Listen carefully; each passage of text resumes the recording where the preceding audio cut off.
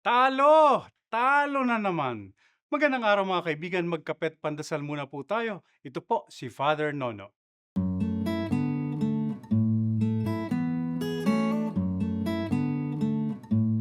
Ako po ay basketball aficionado at malaking NBA fan. Isa rin po akong Lakers at LeBron James fan. Nakapasok po sila sa playoffs pero dahil may mga injuries ang ilang manlalaro, sila po ay natalo.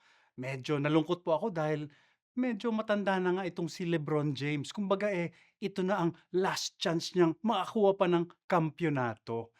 Pero may hirit po sa akin ng isang kaibigang pare, ganyan talaga ang buhay Nono. Nasaan na ba ang Crispa o Toyota ngayon, 'di ba? Nasaan na si Muhammad Ali o si Pele? Lahat ng kampiyon tumatanda, lumilipas. Tayo rin, tatanda na at mapapalitan ng mga bagong pare.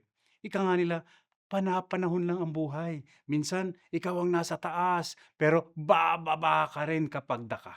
Ang mahalaga, habang bata at kaya, naibigay mo ang lahat. May dagdag pa po siya. Ang problema, marami sa atin, matanda na ayaw pang mag-let go. Kumakapit pa rin sa posisyon. Imbes na ihanda ang mga bata, ang bagong henerasyon, pinipigilan pa ang mga ito.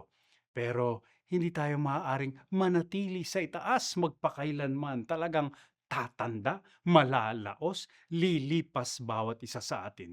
Sabi nga ni San Juan, I must decrease so that Jesus must increase.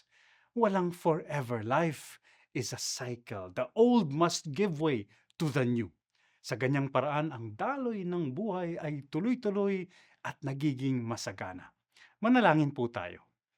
Panginoon, turuan mo po kaming tumalima at magparaya sa agos at daloy ng buhay. Amen.